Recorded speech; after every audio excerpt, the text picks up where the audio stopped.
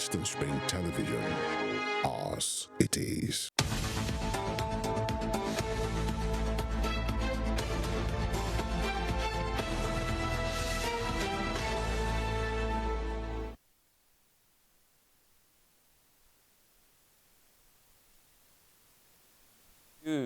How are you? Hope you slept well. Hope you had a very wonderful night.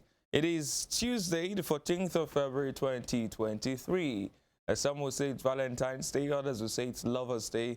Well, I'll say it's 11 days to the general elections, the presidential election and the National Assembly election. And I'm sure you've gotten your PVC by now and you're ready to participate in the election. I could always pray for you that you have springs in your steps as you go ahead with your daily activities today. My name is Emmanuel Ujadugele, E.M. Ujadugele on Twitter, and you can follow us live on social media, on all our social media handles, on Facebook, Instagram, and Twitter. On Twitter, it is at WSTV_NG, and you can search for us on our YouTube channel, Western Spring Television. Do well to follow us there and subscribe to our channel so you can catch up on all the contents that you've missed, and also follow live this program and other of our other exciting programs. You already know what we do for you on the show. We give you insightful newspaper analysis. We bring you the extended and extensive interviews. And of course, on Spring Trends, I tell you who is trending, what is trending, why they're trending, and what people are saying about the who, the what, and the why. Quite a number of things have been happening recently in the country, on the political scene, on the social scene, and of course, even in the religious setting. Yesterday, we talked about Khan and the allegations of corruption and their response to that. And Nigeria at the moment is just a theater of some sort where quite a number of things are happening. And trust us to make light of those issues for you, to bring them to light, rather, and give you proper perspective. We have the papers ready for you. Tebitokwa is also on the show. You'll be seeing her soon. She's preparing for Valentine's Day, so I don't want to unveil her yet. And in the meantime, we'll take this break, and when we come back, we'll bring you the papers.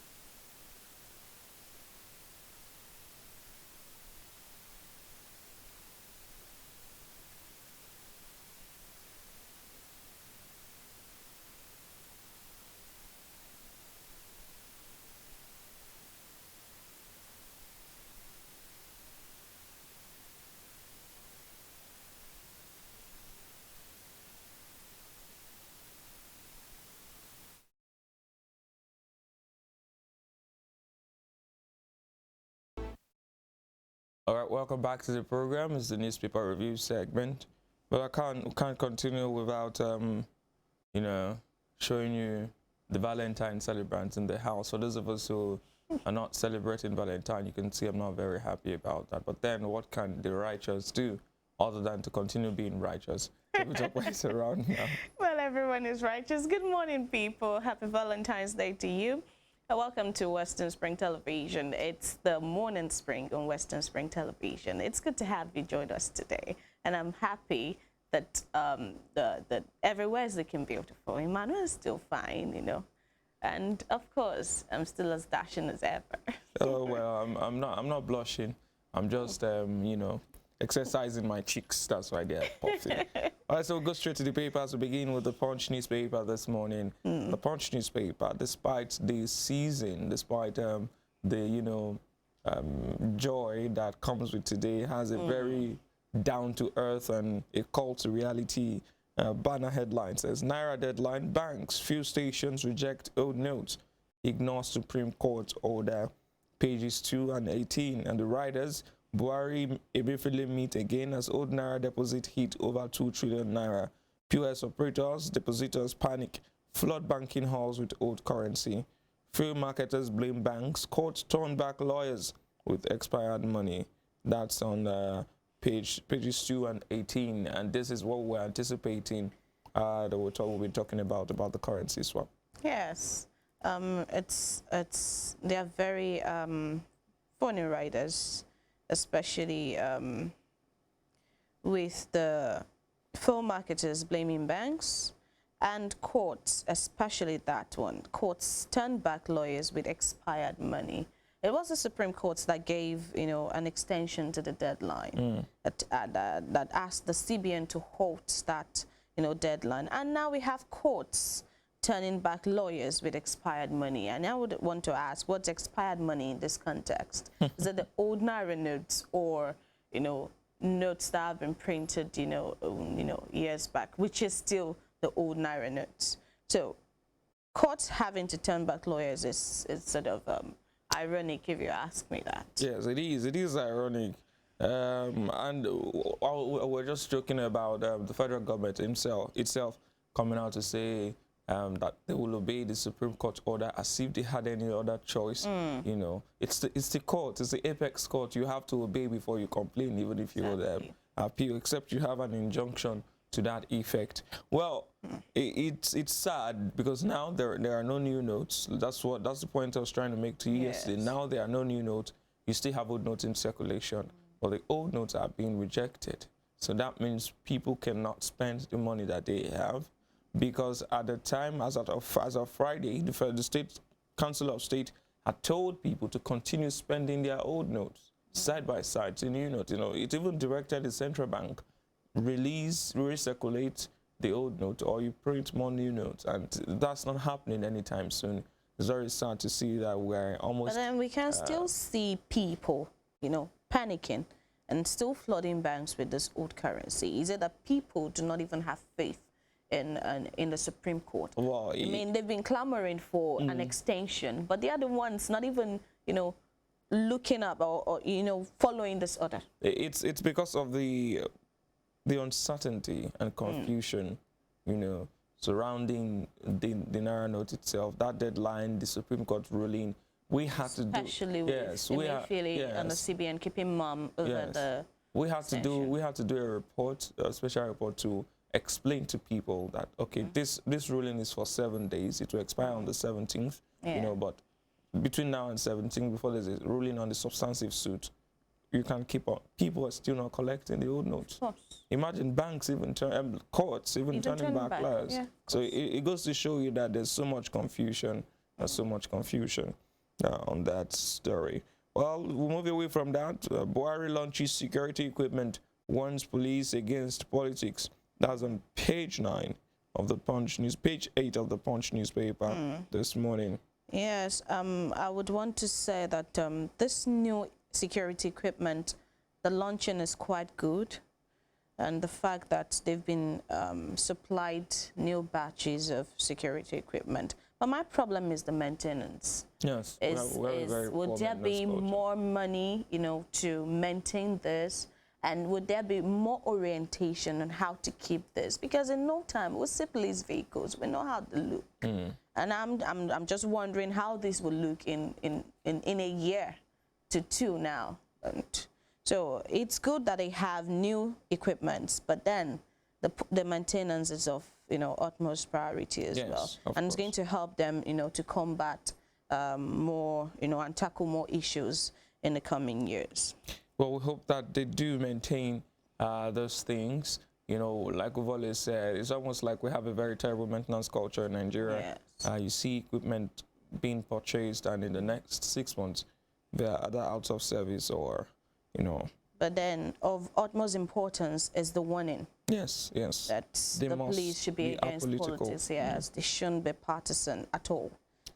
But my question now is, if you have place in the SPU protecting politicians, how long does it take for them to align with their principals' political views? Ambitions. And then when they are probably redeployed, they've been so much entrenched that they find it difficult to detach from that political view. That's where some of these issues come from. And then they try to bring in others and it becomes a very big mess. But we hope that they heed the warning and that our security operatives are apolitical, especially going into the election season right now. And on pages 4 and 5, Whitney, protesters besiege Chrisland as government orders inquest. It is the most, I mean, yesterday it was the most disturbing news I saw. I mean, I was particular about Chrisland. Chrisland has been in the news for the wrong reasons, you know, in the past year. I mean, last year they had, you know, some sexual molestation issue and all that. I mean, you took kids out of Nigeria, took them to, yes, and you have left that. them in the same, and that was even the first, that wasn't even the first scandal. You know, there've been so much scandal attached to that school and other schools in Lagos. You know, there was also another story that came out of Lagos about a school's bus driver molesting a child, a girl, and then beating up the father of the girl. The man died. That's the father of the child now. Yes, from another school. Yes, you know, so it's you begin to wonder, where else are children safe? They are not safe with religious leaders. No. They are not safe with even parents. I mean, the world is just downside up, you know. But coming back to Whitney, it's quite sad that the authority of a school that you've entrusted your child with didn't even let you know something was wrong with the child. You were the one who noticed. And the point is, when you got to them, they asked you to, you wanted to use Google Map, and then they asked you to ask around. I mean, was there no teacher on ground to take you to that place if there was nothing to hide, if there was nothing fishy? And then when she even got to the hospital, the staff that was on ground was saying she doesn't know the state of things. She should go inside and check. And the child was already dead. That's absurd, really. Very absurd. And I was going to make a point that after the scandals, I have taken time to read the statement of Chrisland School. Okay. And it is as condescending and nonchalant and unempathetic as can be. They were literally telling the parents that, you know, something was wrong with your child. You didn't tell us. Your child is this, is that. Well, sympathize with you, but you can. For school, I mean, where people pay millions of naira, I think they are being insensitive, or they were insensitive. The statement was just, I don't know how people do that. Let's take the word of Chrisland for it. Face value. You said the child slumped. At the venue of that program, there was no ambulance, no first aid of any kind. And you are having an inter-house, I mean, a sports and competition, several categories. And you have kids there, about 500 of them. With some of them with different health conditions. Exactly. And you have nothing to cater to their health. It's a reflection, but it's a reflection of Nigeria as a whole, but it should not be happening where people pay so much money. I mean, schools have no business setting up sporting competitions if you don't have the basics. And that's why we need to have the Ministry of Education and other ministries that are, involved in this, to be on ground when things like this would happen. And I think that Chrisland, great sanction, yes, very, very one would expect them to even shut down the school. Yes. Yesterday, but I read some person said the school was open and teachers were welcome in schools, students rather. I thought the Lagos state government said the school was going to be shut down for a period yesterday. It is a lack of. Let's move on from that story. Well, on page 5, an AK-47 bearing pastor arrested. Policeman faces probe. Church apologizes. Very good one there. I am very, very particular about that and happy that it happened. We keep talking about the unprofessional conduct of policemen, but we should also look at their enablers and be able to arrest them. We'll get to see more of that on the trends, including the clip of that sermon where he was wielding that rifle. Because how do you give out your rifle to a civilian to carry? No matter the status. It is ridiculous. He could have gone ahead and endangered lives. Yes. Actually, they did endanger lives. Because he may have misfired. Something may have gone wrong. Yes. But then, thank God he didn't. I hope that he's punished. Uche Aigbe of the church. And the church, of course, will have to apologize because I don't think they would have sanctioned that, you know. We'll move on to Breach Data Bureau probes 110 companies on page 31 of the Punch newspaper this morning. Above the nameplates, North will benefit greatly from Kolmani oil field, Tinubu, and share love on Vows Day, not HIV, says Naka. Very on page important 20. warning. Atiku Rivers rally cancelled to prevent deaths, says PDP. And beside the nameplate, I regret raising coup alarm, Fani Kayode, after DSS grilling on page 20. It was with great joy yesterday that I received the news that FFK had been invited by the DSS. You know, when you talk too much, when you're supposed to be an elder statesman, you would say things that will put you in trouble. And that's my problem with Femi Fani-Kayode. He talks too much. He doesn't, when you talk too much, it's even a different case. He talks nonsense too much. I feel that he just wakes up and decides, what do I say to get into the news today? And then he goes ahead to say it. He has said very nasty things in recent times. But accusing someone of treason offense, yes, it's just despicable. Coming from someone of his standing, a former minister, a political bigwig. And the height of a disregard for the law. Yes. And proper order of things. You just think that you want to heat up the polity, you wake up and malign the army can decide to sue him. But now I'm even more disappointed because he's just saying, I regret raising coup alarm. It's not to say, he's not going to say that tomorrow. He's not going to say something worse tomorrow. And you know, if it were, you see, it speaks to the fact that we also, the law is probably for they have nots. Like I think I wrote about it yesterday. If you were an ordinary Nigerian who made that claim, Atiku would spare no expense to make sure that person, even the DSS themselves, they wouldn't grill him for 6 hours and let him go. He'll be there. Because you must prove how you're saying that someone met with army generals, not with army majors or captains, generals, and sat down to plot a coup. I mean, he should have been given some sort of sentence, maybe 6 months of community service. I expected that. Because that's false alarm. There are people who have run with that story who were not aware that he has now retracted that story. Well, let's move on from the Punch newspaper this morning. All right, going now to the Daily Trust. The banner headline says, Banks ignore Supreme Court, rejects old notes, and the riders ask customers to go to CBN. Filling stations, supermarkets accept only new currency. Apex Bank issued 400 billion naira new notes. EFCC chair. Silence by Buhari, CBN, recipe for chaos. And that's what we've been saying, that actually the reason most persons are confused is because there's so much confusion. Don't know where to turn there is no, I mean, it is a nonchalance, you know, the Bible says that how beautiful it is, you know, let's not go there, you know, but, you know, I'm trying to say the oil that flows from the head of Aaron down to his beard, the confusion flows from the top down. The president is keeping quiet.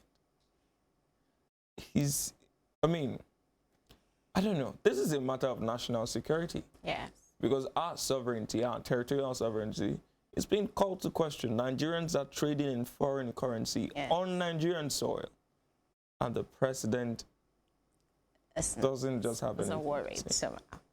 We'll be fine or not. The CBN should, in the days to come, or today even, the CBN should give a statement. At least let the people know where to turn, you know. Because the banks, obviously, I'm sure it's more like when you have a child go visit someone and you have told the child not to eat at people's places. From the house. Now exactly. So that's how the banks are doing right now. And the banks, CBN is telling them, collect the money at your peril. And then they tell the people, go to CBN because we won't collect this money. So it's really confusing, really. Very, very confusing. It's confusing. We hope that they sort this out. If they want to sort it out, that's my own problem.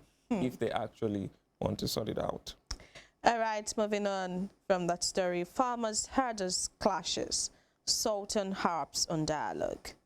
More of that story is on page 25.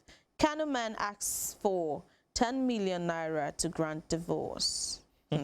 Page 50. Man wants to cash out from his wedding, you know. Yes, some sort of value money there.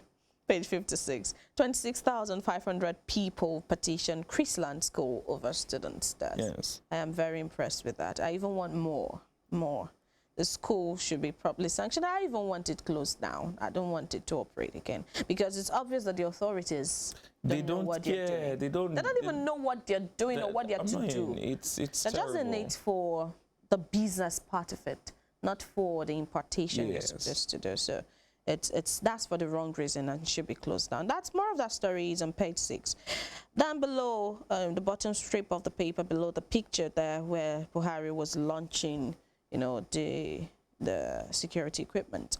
Elections, you're being watched, Buhari tells security agencies. Elections, you're being watched, Buhari tells security agencies. Well, it's right, but then he himself is being watched. Yes. That's the point. He is being watched. People, the outside community are watching our president. Do you know how he pulls this very controversial, one of the most controversial elections, how he pulls this off, especially with the beavers. Yes, you know. And the country has never been this heated up, you know, when it comes to elections. Because a lot of factors, yes. that come into play. There's the ethnic, religious coloration, there's the political coloration, and there's the policy somersault coloration to it. Yes, and insecurity. I was seeing some stories about INEC saying that elections will not hold in about some polling units for some reasons. You know, and now the world is waiting to see. It's unfortunate that Buhari is leaving office and he's having to face this kind of situation. But then let's see how the mettle of a man is proven in the face of adversity. Yes. So let's see how he handles this. Well, but I'm also very happy that he's asking these CPs to keep Amotekun Ibubeagu, Civilian Joint Task Force, under surveillance. These people are not, they're not military, they are not armed forces as they were. They're just a creation of the Southwest and the Southeast governors, respectively, to battle insecurity. And so sometimes it's possible that they may deviate from their primary focus. And then it's good that they're being placed under surveillance. Yes, and then the IGP is raising an alarm here. It said, Odo agitators, IPOB, bandits' activities, threat to pause. I mean, so the security agencies actually should do the right thing this period. Because yes, they should be up and doing because there's so much on the shoulders now. So much is at stake. All right, just below the nameplate, 11 days to go. Kwankwaso in Kotagora urges voters to reject old order. Fulani Group endorses Kolabiola, boasts of 7 million votes. I'll continue oil exploration in Kolmani, Tinubu. Those are some stories, interesting stories coming out from the campaign. 11 days to go. I don't see Kola Abiola getting 7 million votes. And if he'll get 1 million, glory to God. And, you know, it speaks of his efforts as a person. But the election has always been two-way. And now with the emergence of Peter Obi and Rabi Musa Kwankwaso also joining the race, it's almost been split into 4. And that means that for the first time in Nigeria's history, we may have voters divided across 4 fronts. And so the 2 leading parties will have to shed some votes. And that's why some persons are seeing the possibility of a runoff. Well, I don't see that possibility. I see it being a first ballot win. Well, then you never know the minds of Nigerian voters. They can decide to surprise us on that day. But then I'm particular about the statement of our guest from yesterday. And you're saying that he really doesn't know what the situation or what the atmosphere of Nigeria will be after the election. Yes, that's also worrisome. It is. It's very worrisome because even before the election, the country, I mean, if you see some of the comments coming out of Lagos on Twitter, on Facebook, there's so much bitterness in the hearts of people. Yes. So much bitterness for their fellow Nigerians. So much anger at each other. And you begin to wonder, how did we, funnily, these are inherited issues. You were not there when things happened. You just read what happened. And then you were ran just with fed it. the story. I mean, it's crazy, and you can see it in the quality of conversations. You can see it in the kind of things that are being said, like FFK trying to whip up sentiment. Yes. Somebody coming up to say Peter Obi came to Lagos and ignored the Oba of Lagos. I mean, how do you make such statement without knowing what happened? Only for Peter Obi's Lagos spokesperson to come out and say that they contacted the Oba and he didn't grant them audience. They were turned down. So he had to see the Ààrẹ Ọ̀nà Kakanfò, that's Gani Adams. You know, so the funny thing about the elections is that when people make first statements, there are those who run with it and make it propaganda. Look at the issue of Khan, you know. Yes. You just wake up, forge a letter, put a stamp. That's even criminal offense, forgery of a body's stamp. Not even any arrest had been made. No arrests have been made yet. Khan is saying they would probe, they will do this, but it's just going to die there. That's how it has always been. So when you see the quality of conversations, when you see the statements being made, even by some of the political players, there's a video we'll show on Spring Trends of former governor, former party, national party chairman, Adams Oshiomhole, asking thugs to go intimidate Labour Party supporters. I mean, when people like that make that statement, if you saw the BBC documentary about a few months ago on cultism, one of the most notorious cultists in Benin, Tony Kabaka, I schooled in Benin. I know of Tony Kabaka. He was de facto deputy governor. Was in that same room with Adams Oshiomhole, a known thug, a known killer of people, well, an alleged killer of people, was in that same room. And you're a senatorial candidate telling your supporters to go intimidate others. We have a problem. And whatever this election turns to, God help us in this country. So it would seem that people are just looking at the two political parties so far on the ballot, but they're not looking at the dynamics, you know, across, you know, all the political parties. They're not.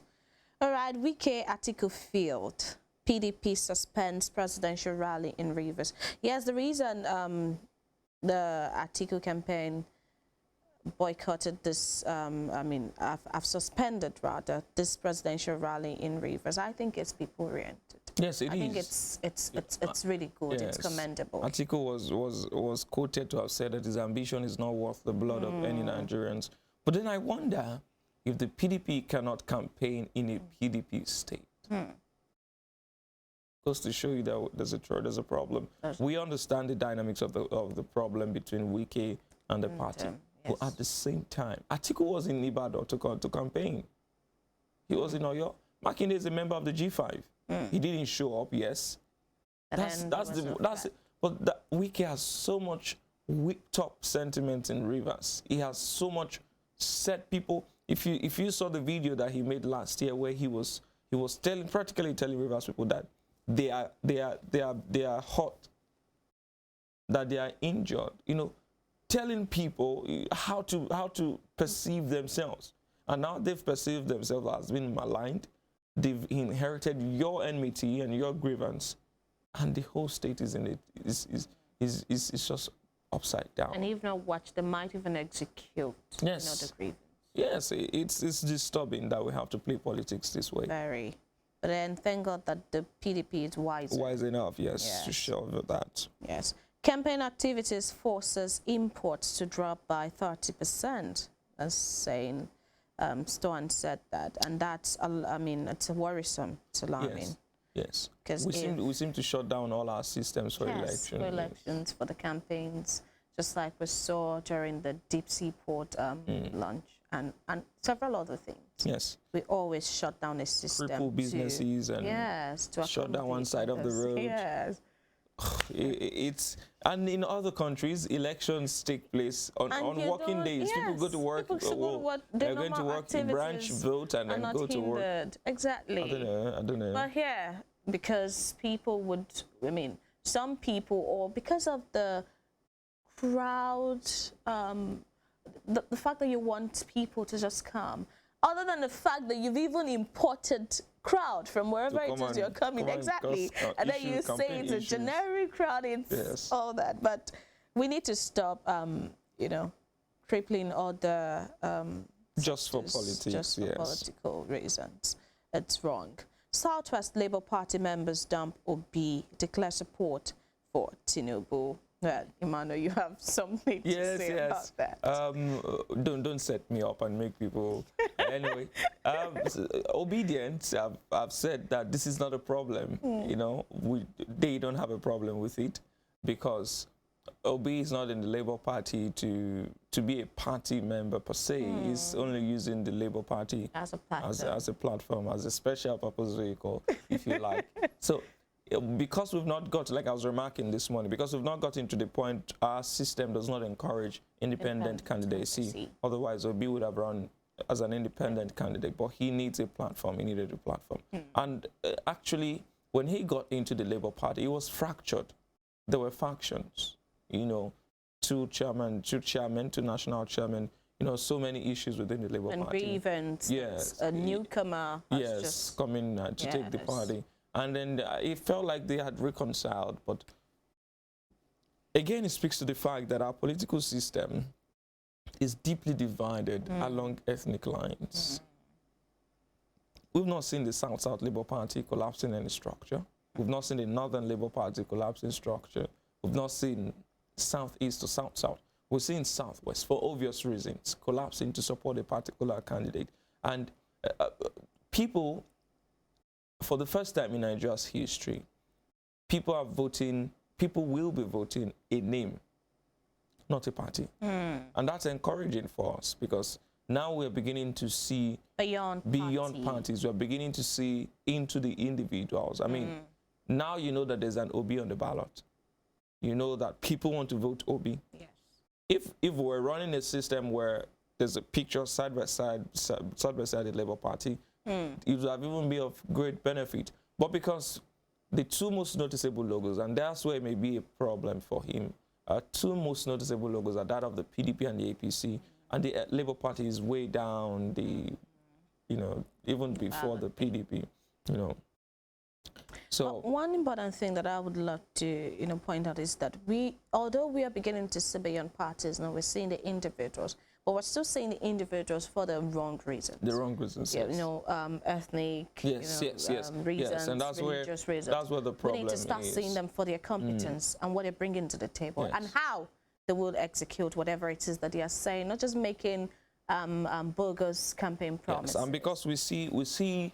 Sometimes we've seen politics as a right, the political birthright of a particular zone, and so you hear people say Nigeria is not time for an Igbo president. We can have an Igbo Senate president, just send or House of Rep, you know, Speaker, but it's not time. I mean, and I begin to ask, who is an Igbo president? An Igbo president is a Nigerian who happens to be an Igbo man. Oh, yes. You don't say that Obasanjo was a Yoruba president. Yeah. You can't say that Yar'Adua even Buhari, you don't say he's a Fulani president. You say he's a Nigerian president. So why do you have to bring in ethnic coloration when it comes to a particular, you know, geopolitical zone or region of the country? You know, what did they do? These are questions. We've heard about the Civil War, but there have been several efforts. Everybody has a fair share of blame to take. So you cannot hold on to those things and say, but it's Nigeria, and then the politicians are banking on the semi-literacy and illiteracy of Nigerians. Even the illiterate people, the educated people are illiterates. And so you can't blame. I've seen educated people argue ethnic politics, religious politics. He's our son. He's not our son. Can't you call each other strong words for supporting somebody from another region? In the 2020 U.S. elections, some states that were notorious or notable for voting the Republicans swung in favor of the Democrats. They are still coexisting till today. Nobody's burning up courts and bombing. Yesterday there was a bombing of a court premises in Imo State. Nobody's doing that because a particular state voted in a particular way. It's a problem for us. It is. Yes, it's a problem. It is. But before we leave the Daily Trust this morning, let's not forget that it's 11 days to the elections. Yeah, 11 days to the elections. Please take care of your PVCs so that you can go vote. It's very important. Yes. From that, we'll move over to the Guardian newspaper. The Guardian newspaper is where we're making birth right now. The banner headline, again, Buhari meets Emefiele, keeps mum on Naira swap. I have a theory that I may not want to say on air about Buhari and Murphy, baby. Yes. Something. They cook up something every time. The president keeps backing Emefiele. Yes. Emefiele keeps going to see the president. And then the both of them come out and they say nothing. There is something. Okay. Anyway, let's look at the riders. CBN embrace e-Naira internet banking as alternatives to cash. Apex Bank loses 15 billion Naira to hoarding. Explains how to exchange old notes. BDCs profit from Naira scarcities, that's Bureau de Change operators. Lower exchange rate for cash transactions. Ikpeazu worried about cash scarcity on traders in Aba. Commissioner says Niger governor orders police to arrest anyone rejecting old notes. That's the second northern governor that we have. No, I think the third. It should be the fourth now, because in the line of secession, Godwin Emefiele is the Central Bank of Nigeria, Central Bank of Nigeria governor. Kaduna State governor Nasir Rufai has told people to keep that, even for the next 4 years. Keep spending your old notes. Because when they get into power. Yes. Bello Matawali of Zamfara has told people, let me know whoever is rejecting old notes, we'll arrest them. Now, Abdullahi Sule of Niger State is saying that please go and arrest. I mean, our reaction to issues in this country is to ban, arrest, cancel, proscribe. We never sit down to think. And it's worrisome. What are the possible solutions? Yes, the Apex Bank losing 15 billion now. You can see pictures of people at the ATMs. Yes. That young woman, sitting down at Ojaoba in Abule Egba. Very, very disturbing pictures. People wake up very early. Right now, I don't think I've seen cash, raw cash, face to face since probably Saturday. Last time I saw it was Saturday. Well, I see cash for people, but I've not held it. I've not held it, yes, since Saturday. It's strange, we're in different times. It's just worrisome. And on page 4 of the Guardian newspaper, CSO's match for removal as Bawa as EFCC. Removal of Bawa as EFCC chair. The man has been committed to prison twice now for contempt of court. And some persons are saying that it's time for him to go, having flouted so much court orders and showing disregard for the court, that he has to go. Well, that's the story there on page 4. And below the nameplate, police claim Oduduwa agitators amassing weapons to disrupt polls on page 6. Oduduwa agitators are alleged to be amassing weapons to disrupt polls. Unloaded gun. You want to say something about it? I was just wondering how they get in these weapons in the first place. Yes, how do they get it? Because they have sponsors in the political space, and that's what should worry all of us. Yes. Honestly, that people are not. They don't have access to locally made guns. These are exotic guns, automatic rifles, and you begin to wonder. You don't just buy an AK-47 off the street. We're not in the US where there's firearms proliferation due to their laws, where even a 16-year-old can have an assault rifle. We're in Nigeria. You can't even carry a knife in public without people. Even the people themselves will question you. Why do you have a knife in public? And now people have weapons, and you should look at the provenance of those weapons. Where are they coming from? Unloaded gun. Church restates commitment to peace. As Metro, page 13, that's a House on the Rock story. The gun was said to be unloaded. At the same time, it is disturbing. No civilian should have access to a firearm that they are not licensed to bear. No police officer, in their right senses. Yes. You don't yield. I mean, you don't yield your weapons. You give it out. I've never seen an Oba maybe the owner of Ife now saying, come. I mean, he has people who help him carry stuff because that's their job. They are into the traditional system. So he goes out and it's probably, and then someone says, can I take a picture with your staff? Oh, go ahead. It doesn't work like that. It shouldn't work like that. You know, you're making it so what happens if someone had broken into the church or there was a security threat at the time? There's really something wrong with that institution. Yes. Really. Well, if you want to arrest someone, she was the one who said that and not me. Well, on page 3, Valentine's Day, Google Trends show Nigeria leads in search for love in 2023. It's just 2 months. Nigeria is leading in something. Just 2 months into the year, and we're leading. I'm sure a lot of persons are looking for love. May you find love that is peaceful, that is calm, that is sweet, that is respectful, that is comforting, easy, peaceful, and healthy.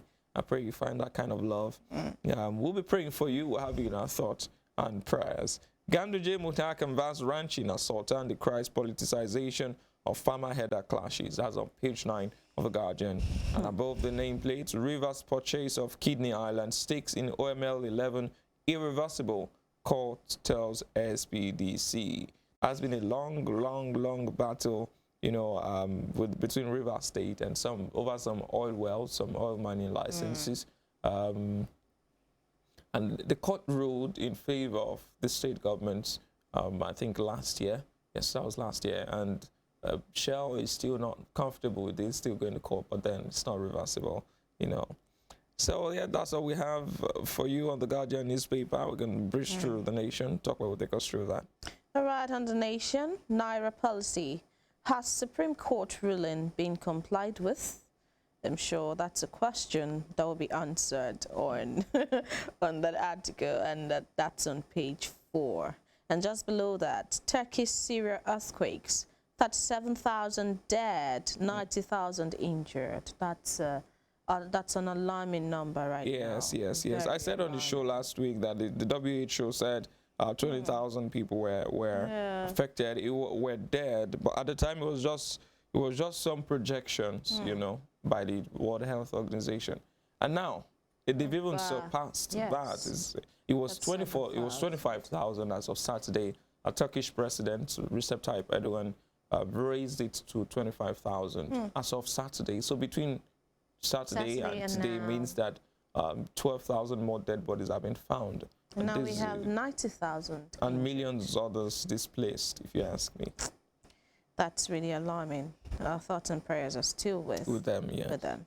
Page 7, gunmen burn cuts, which is despicable. Shouldn't be happening at all. Imo State came out yesterday, and that story was, I was wondering yesterday, it was the same Imo State that the president of a customary court was dragged out, Jamaica, and shot dead in broad daylight in the premises of the court while activities were going on. Security appraisers were also there. I mean, it reminds me of my days in Uniben where there was so much cultism that you could be at the sports center or at the library and someone walks in with a gun, shoots another person and just walks off like that.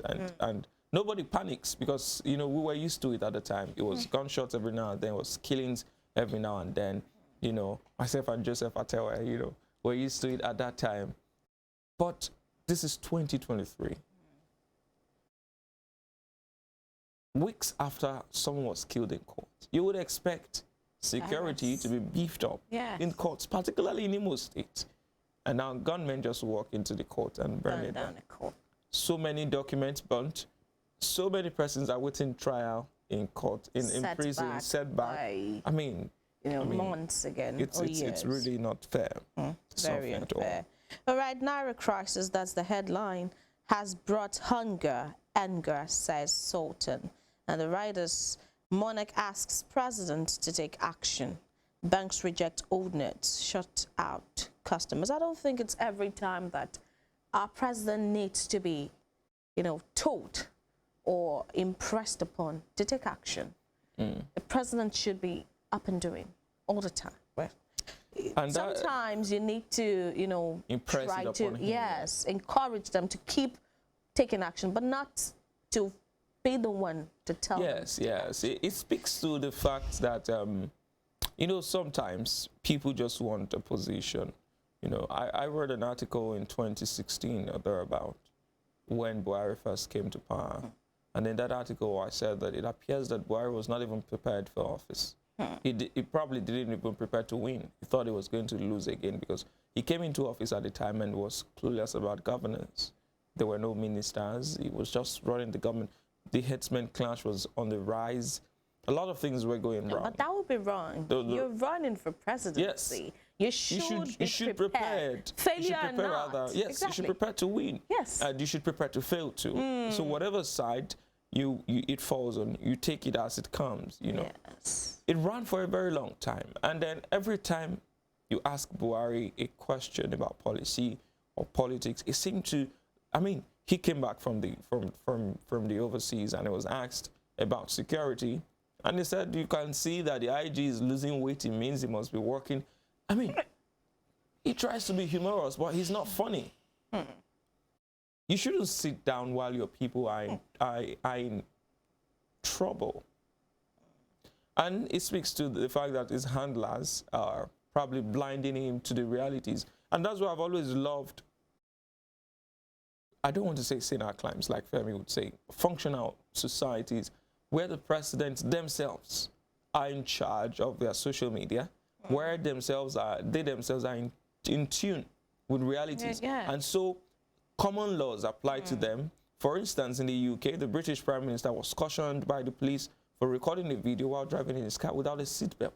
That's the #1 government functionary in the United Kingdom. He was cautioned. Now we have a presidential candidate who has said categorically that he doesn't read the social media. He doesn't listen to social media talks, and that what he knows about the social media is what his handlers or his people tell him. So you have a president, or you may have a president whose handlers will come and say, Baba, everything is fine. You don't need to read the papers. We've read the papers for you, and they are saying that everything is fine. That's the same thing I think is happening with the president. Yes. And for an SSA to the president to come out and say that the president is being fed false information, what happens to the president fact-checking himself? If someone comes to me now and says there's a fire at the radio building, I won't sit down, pick my phone and tweet there's a fire at the radio. I'll go there to check. Because it behoves on you as a person to also be in touch with the reality. The president is out of touch. That's just what it is. The president is out of touch. The presidency is in touch with reality, but whoever they are, they have no sympathy for the plight of the people. There's hunger and anger in the land. People are angry and hungry. And it's just a matter of time before it boils over. You've seen the fights at ATM points. You've seen the fight at fuel queues. You've seen the fight in banks.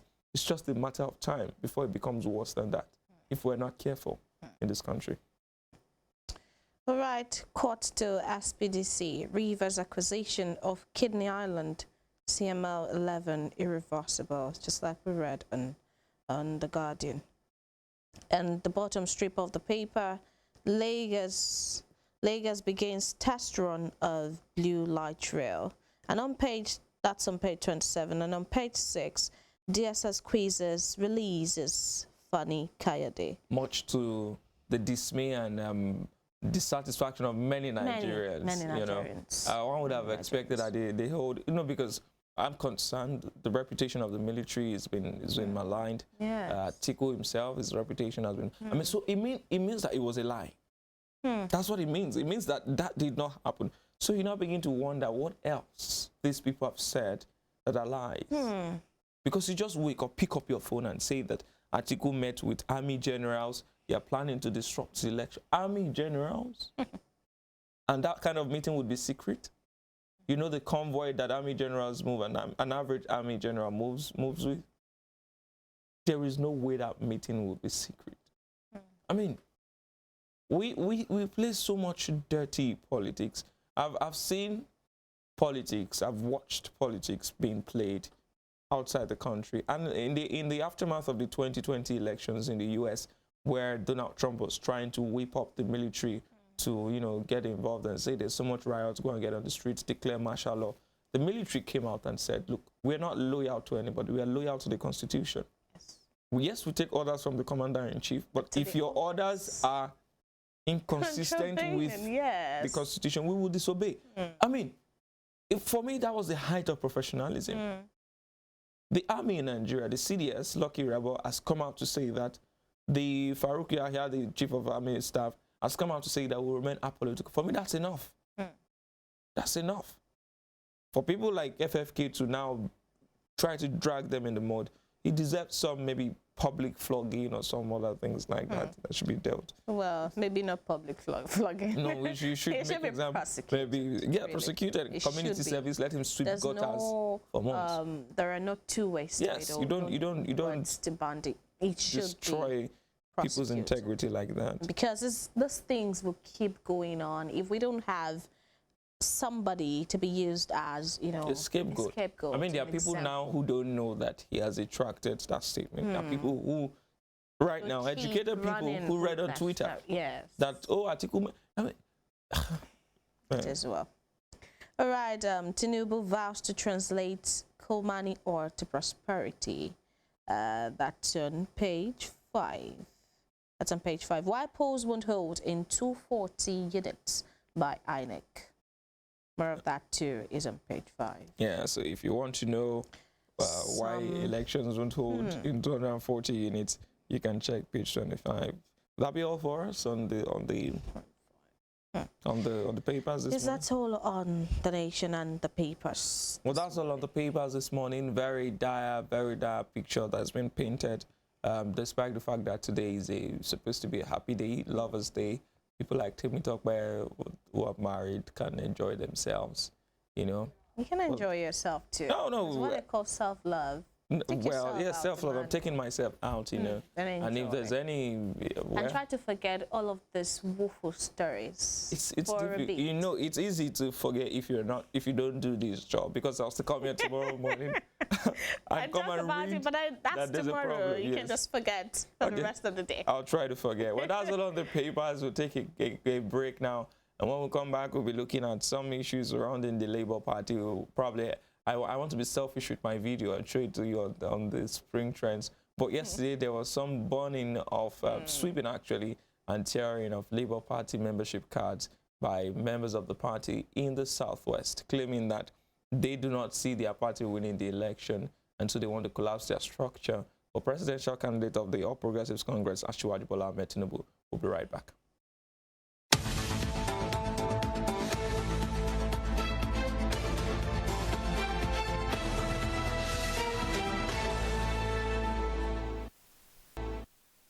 All right, welcome back to the show. It's still Morning Spring on Western Spring Television, where we bring it to you as it is and we show you what is happening. We'll go down to business very quickly. Well, yesterday, in the southwestern part of Nigeria, the Labour Party, who has a candidate in the presidential election, that's Peter Obi, his party in the southwest collapsed their structure into that of the APC. There were videos coming out from that incident yesterday. Temi Tokwe and Banjo Motosho, who is the leader of the Labour Party in the Southwest, was the one who welcomed, who you know, had that meeting with Dayo Adeyeye, who's chairman of the Swagger movement, you know. And at that event, the Labour Party membership cards of those members of the party were torn and swept with the APC's broom. And they said that they didn't see their party getting up to 1,000 votes. Now, to make sense of this issue, you know, we'll be speaking with the National Legal Advisor of the Labour Party, Akingba Adeoye, who joins us live on the line this morning. Good morning, Mr. Oyelekon. Good morning. Oh, thank you for joining us on the show this morning. Good morning, sir. Thank you for Welcome. having me. Okay, so you have a party, you have a presidential candidate, but somehow in the Southwest here, the support for your candidate seems to have been officially from the party angle withdrawn. How does that appear to you? Well, thank you very much for bringing this to the knowledge of Nigerians. In the Southwest, we are one indivisible body, and our total absolute support is for Peter Obi. Now, I want to speak to the drama that ensued in Akure yesterday. The purported ringleader there, Banjo Motosho, was a caretaker chairman in Ekiti State between 2017 and 2019. This was somebody who had just 3 months caretakership to be in office. 3 months by our constitution. Now, he stayed up to 2019, and the party noticed that he started obnobbing with APC in that state, particularly the chief of staff to Fayemi that time, who presently is the governor of the state. Now, the party took a stand, and Banji Omotosho was expelled in 2019. Okay, so you're saying that as of yesterday he had been expelled from the party? Yes, since 2019 he's been expelled. So now, for somebody who was not a member of the party since 2019 to gather some APC people and say they are Labour Party, it's shameful, it's misleading, it's callous, it's absurd. So you are saying that as of yesterday, these people were not Labour Party members. They were APC. They are not Labour Party members. As of yesterday, they are not. And funny enough, there was nowhere in the history of Labour Party that Banji Omotosho was elected to be Southwest leader. Where? How? No, he was only a caretaker. He was not even elected state chairman. He was a caretaker chairman that was appointed to serve a term of 3 months. So when you see such characters, Nigeria needs to be careful with such people. And it goes a long way to show the desperation of APC as a party. Okay, so who's the authentic Southwest chairman of the Labour Party? As we speak now, we don't have a Southwest chairman now, because the person who was elected as Southwest chairman, Bode Simeon from Ogun State, is going through a dismally committee of the party. He became drunk in a public place, and the party decided to sanction him. Okay. All right. So now I assume that your party, the Labour Party, at the national level, will be issuing a statement to this effect. Is that correct? No, even the Ondo State chapter had issued a statement yesterday. Okay. All right. So now, what are the implications of this for your party? Because, Mr. Ilekon, now you have access to information that Omotosho had been expelled from the party. There are members of the party who did not have that information, or who do not have that information as of today. How do you intend to communicate this to them? And not all of them, you know, the Yoruba say that it is not those who hear the first statement that hear the second. You know, many persons are running with this story. Now the LP has collapsed the structure for APC in the Southwest. How do you intend to mitigate, do a crisis management?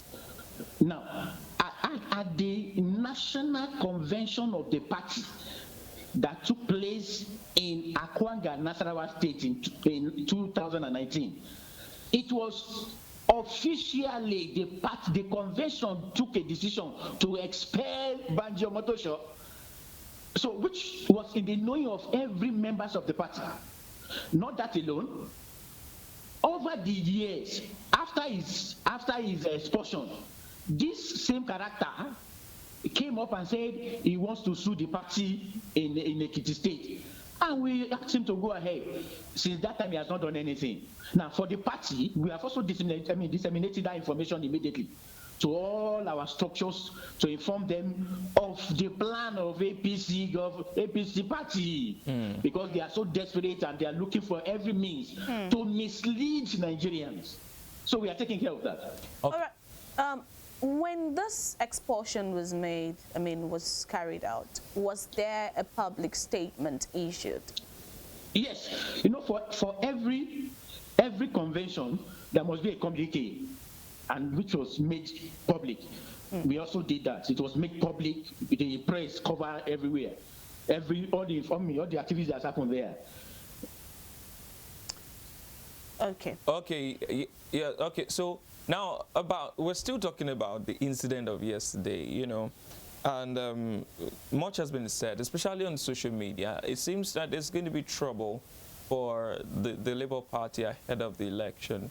Now, your candidate, Peter Obi, has been touring Lagos and has been going different places. And now hearing this, what are your views as to how this will affect his chances? Oh, see, this melodrama does not affect Peter Obi in any way. Now, we also owe him a duty as a party to further conscientize the mind of our members about the true position of things. And because we know them already, we know APC desperation, we know them already. And I quickly tried to check the card, the membership card that was done at the event. It was a membership card of 2017. As we speak, the party has a new card, digitalized card, which is peculiar to every state. Every state has a code.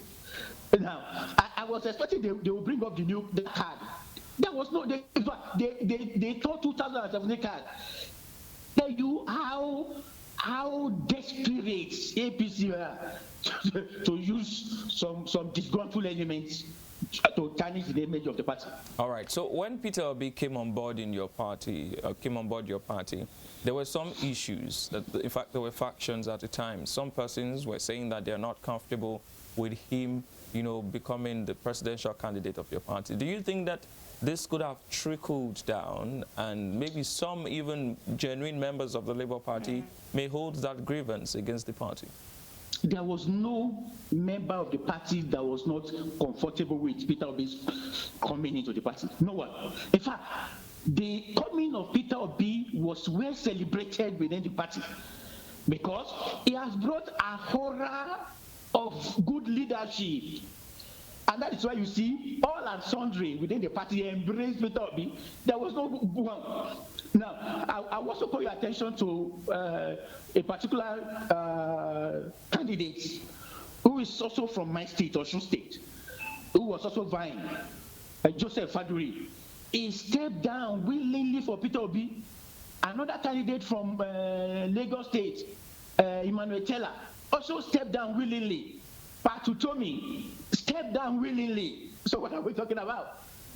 These are people who they've seen ahead of the prospect that Peter Obi was bringing to the party. So we all embrace him. So we don't have anybody complaining. As a matter of fact, we are working day and night in the party to actualize his ambition. All right, let's get back to the statement by Banji Omotosho, who said that all the party chairmen in 6 states of this region, including zonal offices and national offices, have dumped Labour Party. How true is that? Please, when you are talking about people of substance, don't talk about Banji Omotosho. It's a nuisance. Mr. Ilikon, would like you to temper your words. Be temperate a little bit. Now, this is somebody who was a caretaker chairman in a state, caretaker. I am saying national officers. Who are the national officers? I'll mention them to you. In Ondo State, where Banji Omotosho is residing, he's not from Ondo State, he's from Ekiti State, but residing in Ondo State, in Akure. In Akure, we have Benga Daramola, who is the National Financial Secretary. He's on ground. Now, in Oyo State, we have the Deputy National Chairman, Alhaji Lamidi Apapa, on ground. In Osun, you have me, Akingbade Oyelekan, the National Legal Advisor of the party. Now, also in Ondo State, we have another deputy, Dr. Comrade Ayolorun Femi. Now, these are the leaders, the national leaders in this Southwest. And we are all together with Peter Obi, 100%. So where did you get it? Now, state chairman, you can see, even on those state chapter of the party, issued a press statement yesterday. You understand, debunking all the lies that Banji Omotosho is bringing up. Okay, so now some of the things that were also said, and some of the things that have been said right from the onset of the electoral period, is that the Labour Party doesn't even have the structure. I mean, before the coming of Peter Obi, sincerely, did you think that the party was going to have this kind of momentum going into the election? And do you even have the structure across the country to pull off a win in an election of this magnitude? Let me state affirmatively that Labour Party has structures in every part of Nigeria, every state of Nigeria, every local government in Nigeria. Now, I will also not be misleading Nigeria by saying that Labour Party has all the membership that can guarantee the required votes to win the presidential election. You're very sure about that? Of course. But the coming of Obi to Labour Party makes a lot of people to come into the party. So we are experiencing serious surge in the party. And that is why everywhere you go to Nigeria is Peter Obi. So a lot of people moving to the party by the coming of Peter Obi to Labour Party. So we are good to go now. But we are winning the election. That is why you see the oppositions are moving here and there, trying to cause distractions. You understand? We are on ground. Labour Party is the most structured party in Nigeria as we have it today. Now, remember, the NLC, Nigerian Labour Congress, they are fully in Labour Party with their structures all over the country, every local government. Mr. Oyelekun, can you substantiate that claim about the Labour Congress, the Nigerian Labour Congress? It's already on the news that the Labour Congress adopted Peter Obi as their candidate.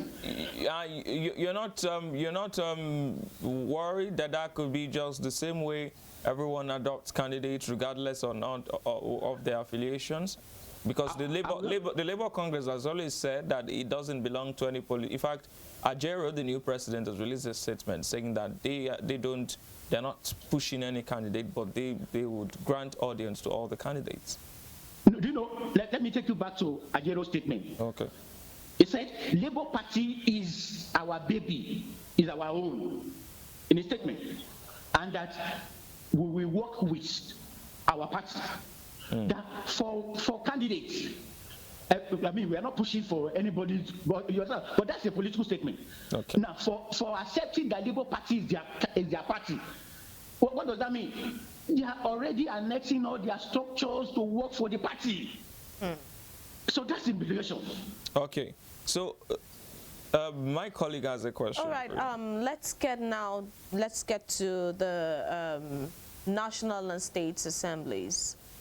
Do you have viable candidates, bidding for any of the seats in the Labour Party? Please come again. For the national and state assemblies, let's talk about Osun now and, the National Assembly. Do you have viable candidates from the Labour Party? Of course we do. Let me take from the Senate. In the West, you have me, Akingbade Oyeleka. In the Central, you have Jimoh Babalola, Barrister Jimoh Babalola. In the East, you have Honorable Wole Fashogbon. Is here. So we are structured. Now, for House of Reps, we have Honorable Aloba, we have Lebri Bright, we have Olumide Awusule. We have our candidates all over, spread across Osun State. Even the State House of Assembly, we have our candidates everywhere. All the seats, the State House of Assembly seats is filled. We are ready for this election. Okay. But how well known are these candidates across the state? How, you have to compete with other parties, including the ruling party, APC. Well, as far as Osun State is concerned, the ruling party is PDP now. Until the court decide all the appeals. At the federal level now, at the federal level. Yes. You see, when you are talking about how well known, who will determine that context? It is the people, and these same people are tired of both those parties you are mentioning. They are tired of them. They already see Labour Party as the solution. But you do know that suffering. In the case of Peter Obi, to this impoverishment, to this deliberate slavery Already they've made up their choice. Okay. In less than 12 days, they will put that choice in front. All right. So we already said Labour Party candidates will win all the slots as far as Osun State is concerned. All Because right. the people are tired. Okay. Mr. Ilekon, you've already talked about Peter Obi's chances. We'll come back to your own chances now. But let's see. What did you make of the scandal that almost erupted on Sunday? Your party was in the news. Your candidate was in the news. You know, he was alleged to have given 2 billion naira to the Christian Association of Nigeria. But then, the person who was said to have written the letter came out to debunk it. What do you make of that in terms of the kind of campaign that have been pushed around this season? It's the same thing about the opposition, the APC desperations. Now we know them. But for us, we are not moved at all. Because Peter Obi will not bribe anybody to do anything. Now, if you've taken your time to, understudy his person, you will understand that it's not one man that we give to all such frivolities. No, we don't. Now, and that's why immediately that statement came out, we already knew where it was coming from. Right. And of course, within the party, we have already discussed it and we are sensitizing our people. But thank God for the purported person who came out to debunk it. Now, that's to show the desperation of APC. We are ready for them. All right. Is the Labour Party taking any legal action, concerning that? For now, it is better we ignore them. Now, but when you have issues like that, it distracts us from the main goal, the main focus, which is the election. All right. So, concentrating for now. So what about this particular one now, about this defection or the collapsing of the Labour Party structure in the Southwest? It doesn't make any meaning. So we are not losing focus on that. Okay, we are focused on the election. All right, let's come back to. We are talking about people of substance. All right, let's come back to Osun State now. You will be contesting the election. You are also on the ballot. But yes, I am. In 2017, Ademola Adeleke of the PDP won that. 2016-2017, he won that seat, that senatorial seat. In 2018, Senator Oriolowo won that seat, his current senator. 2019 rather, defeated Akogunlere Oyewumi, and now Akogunlere Oyewumi is also on the ballot. The PDP is the ruling party in the state, like you've just said. And the other person on the ballot for Osun West is Amidu Tadeshe, former commissioner for water resources and sanitation. You are going up against political bigwigs. What are your chances in this election? I don't talk about persons. I talk about issues. Okay. As far as I'm concerned, I've done my homework. Let me analyze it to you. I'm from Ejigo. My mother is from Iwo, and I have my family spread around the West. Now, over the years, we have worked in collaboration because at the stage that a day like this will come. And so we have our structures everywhere, and we are doing our bit to talk our people, to convince them. Even people from the West, they are Nigerians. They are seeing what is going on in Osun and in our various places where we are using our money to also buy naira, where the fuel is not there. And all that, where the people are impoverished and the people are suffering. So on that basis, we are engaging the people, and we are telling them what I will do differently from what is obtainable now. So that's my message. Okay, in the last governorship election in 2022, July 16th, the Labour Party did not perform quite admirably, and now you are also contesting. Would you say that you have the pedigree against to go up against those two men? I know you've just talked about, focusing on issues, but do you have the political pedigree, the political clout to run for office? Well, if I take you down the memory lane, you'll discover that we all started from AD, then consequently to PDP little, before I fully joined Labour Party in 2003. 2003. And I've been in Labour Party since then up to now, building structures within the state. Now, for us, for the candidates of APC, of PDP, I wish them well. But for me, I've put my feet on the ground and I've spoken to the people, I've engaged the stakeholders, I've engaged the good people of Osun West, and we are good to go. Okay. All right. So now let's look at the House of Assembly too. You know, it's not just about your ambition as a senator, to become a senator rather, or the House of Representatives. It's also the House of Assembly. At the moment, there are 26 members of that House. 23 of them belong to the APC, and only three belong to the PDP, despite the fact that the PDP is a force to reckon with in the state. How would the Labour Party break into the House of Assembly, for example? All right. Let me also take it straight. You see, Iku does not win the election any longer. It has no relevance now. What matters is your engagement with the people. As we speak today, Labour Party is the bride of all Nigerians, including the good people of Osun State. The workers, the artisans. So why did that not translate to governorship votes? And these are the people that will be voting that elections. So it's not about somebody who is one in one House of Assembly and all that. No. We are already taking the battle down to the grassroots, to the people, to the owners of the government, the electorate. So we are good to go. We are crisscrossing every part of Osun State, and by the grace of God, we are winning the election. All right. Before we let you go, I'd like to take you back to Peter Obi, your principal now. So many polls, so many online polls have given him an edge. You know, even in the strongholds of the opponents like Atiku Abubakar, some polls have given him very strong readings in the northern part of the country.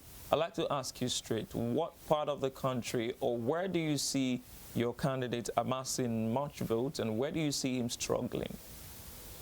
All right, let's take, I will take it in context of North and South.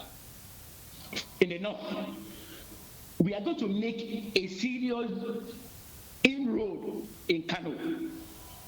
And the vote in Kano is also going to be divided between Kwankwaso, Atiku, Obi, and Tinubu. We'll have our shares in there. Now, move to Katsina. You saw the rousing welcome that Peter Obi received in Katsina. You'll be shocked that we are going to make serious impact in Katsina. The same thing happened to Kaduna. Kaduna is, I can tell you, 95% Labour Party. 95%. Now, in Adamawa, for the first time over 6-7 years, Peter Obi was the first presidential candidate that visited Mubi. Mubi is a town that was ravished with Boko Haram attacks and all that. The people were coming out to cry and said, the Messiah has come. Why? Even the Atiku who is from that state, ignore them over time. And the same thing happens to every part of the North. Coming to the South, in Osun, we will make great impact.